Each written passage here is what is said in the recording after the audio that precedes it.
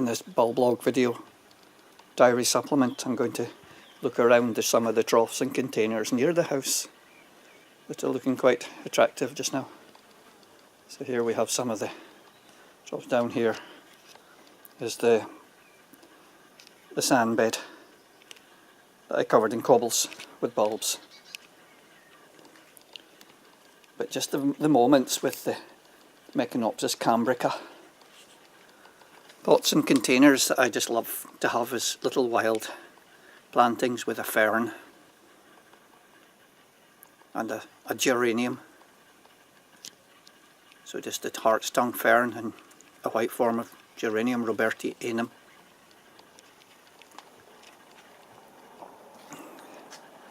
Move around here, there's one container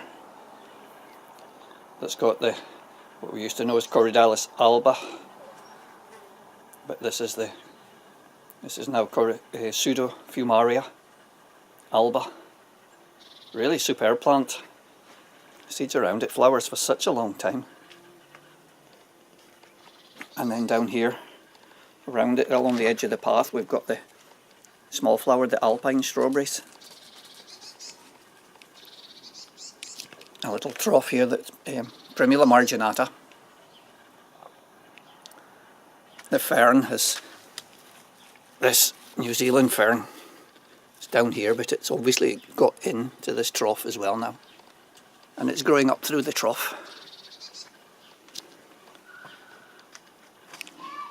It's been very hot and dry, and we've had the driest period we've had that I can remember, and with some real heat. Yesterday it was 24 degrees centigrade. That's hot for us, and this wee trough has suffered. I should probably have started to water them sooner than I did. I've been watering for the last week. Anyway, this one's suffered, but it was getting tired anyway. It's been planted for some 12 or 15 years. So I'll maybe do something with that this year. Change it. Here's one with the Salmisia. Ceciliflora Mount Potts. Never miss the opportunity to try and get a weed out when I see some weeds that I don't want.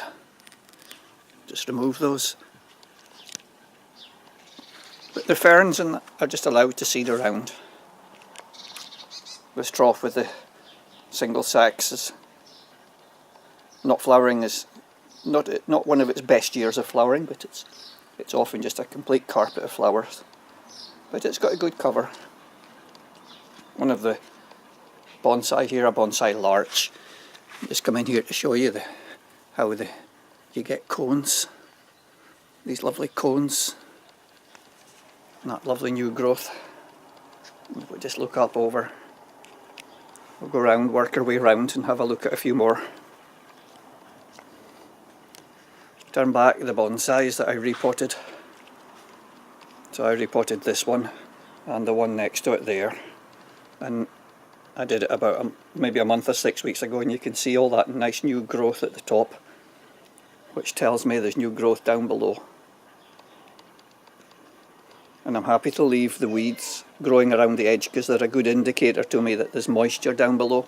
I'll take them out later, but they do let me know there's sufficient moisture, because the weeds would collapse first. Typical of our troughs are the self-seeding orchids. They self-seed in everywhere, and that's what I like. I want this self-seeding. It's my aim for gardening is to have as much stuff as near natural as possible. So we've got the little orchids at that side, and taller ones. Of course they hybridize so freely.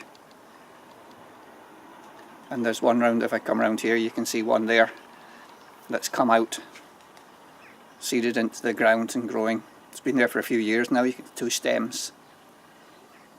And beside that, if I move in, my Erinus rock, again another one that's suffering from this long hot dry period, unusually hot and dry.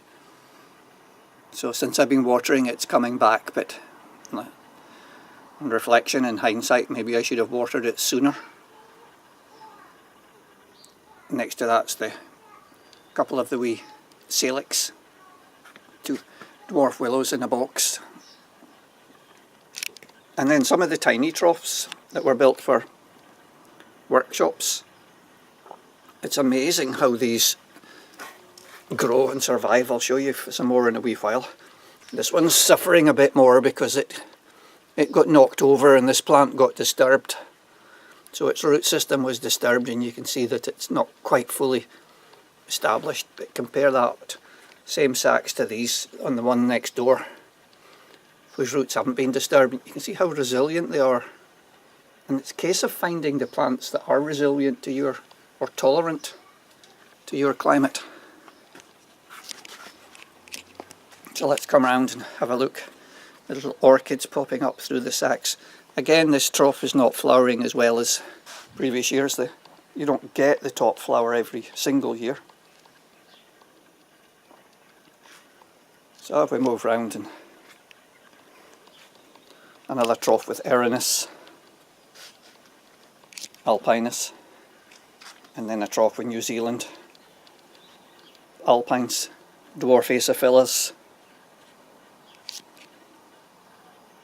Leucopogon, and then the Phloxus in this slab bed, the raised slab bed.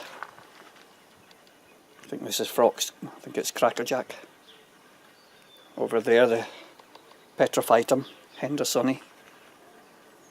All the orchids, well not all, I'll show you some that I planted, but most of these orchids, the taller ones, all self-seeded. Early saxes, of course, all gone.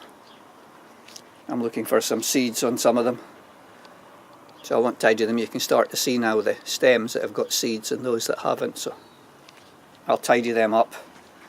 And down here a later flowering sax, nice dark red one with a wee orchid popping out. It's brilliant. And of course, to reflect that, if we move down, that one up there came as a cutting. This was where I originally planted this little red sax, which nearly half fills that trough now. What are the girls up to? What are you two up to? What do you see? No. Leave the birdies. So saxifrages, early ones and later ones. And along here to the orchids. So the ones I planted, the early purpled, Dactylorhiza purpurella is it? Here beside an oxalis. That was the planted ones. And these others have hybridized and seeded. So you can see the range, quite different. Look at the variation even there. There's several different ones. Down here a trough landscape with slate.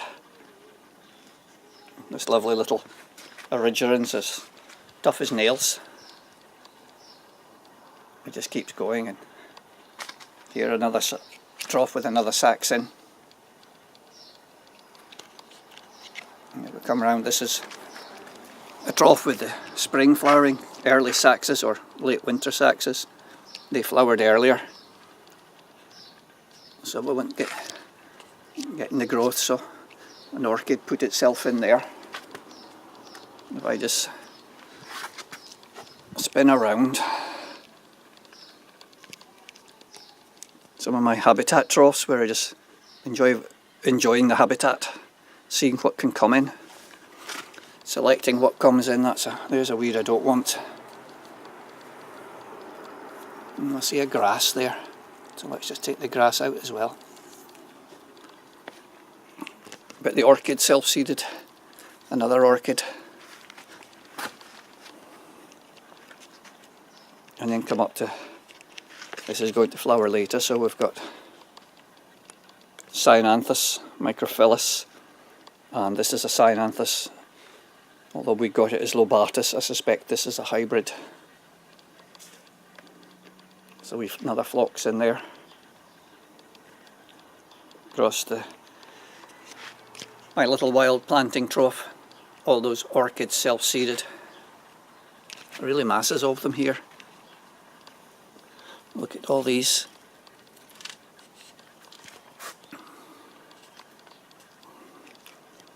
And then the Edryanthus.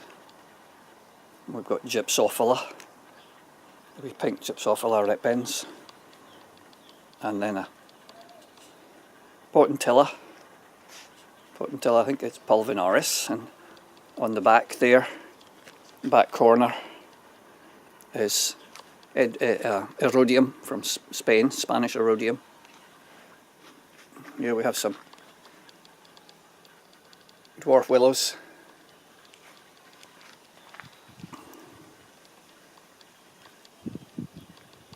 Coming around to the other one, all the white is not snow lying on the ground, it's the petals from the sorbus tree above me. So we've got the start of the Aquilegias. Quite a lot of dwarf Aquilegias seeded into this bed. There's Campanulas there to come out, and Dianthus.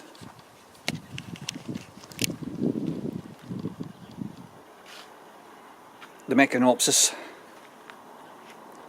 They're all growing. These are all self-seeded as well. Growing in association with the Meconopsis cambrica. They're so good. So they just self-seed around into the pot. The interesting thing with the Meconopsis is the stem that flowers. Well, basically, if you follow it down, is there, it'll die out. This year that goes, but what you get is side stems, side growths, and it's these side growths that you've got to keep going because they will produce your flowers next year. And if it's very hot and dry, they won't take and you won't get them, and therefore that's how your Meconopsis dies. So you're always looking. Here we can see it here, there's the main growths there and little side growths coming. If I just spin round here, this is a real nice feature of Molly here. But everything's self-seeded. That's giving attraction there. So we've got the Bowles golden grass, the Meconopsis cambrica, the Aquilegia that's seeded in, and the fern. And if we look down close in, there's a viola, but the wee Cymbalarium muralis running about in there as well. And I'm happy to have these because in there earlier on we had the spring flowering early bulbs, late winter spring flowering bulbs. There's more dactyl rhizate to come, and we'll get summer and autumn bulbs, and it's just highlighted and painted with colour and texture by the plants that self-seed, the different papavers, the Meconopsis, the Aquilegias, and round here the Meconopsis self-seeding. So we'll call an end to this one. That's just a quick look around some of the troughs and the Meconopsis as they start to come into their peak flowering. I just hope we get some rain soon. So until next time, thanks for joining me.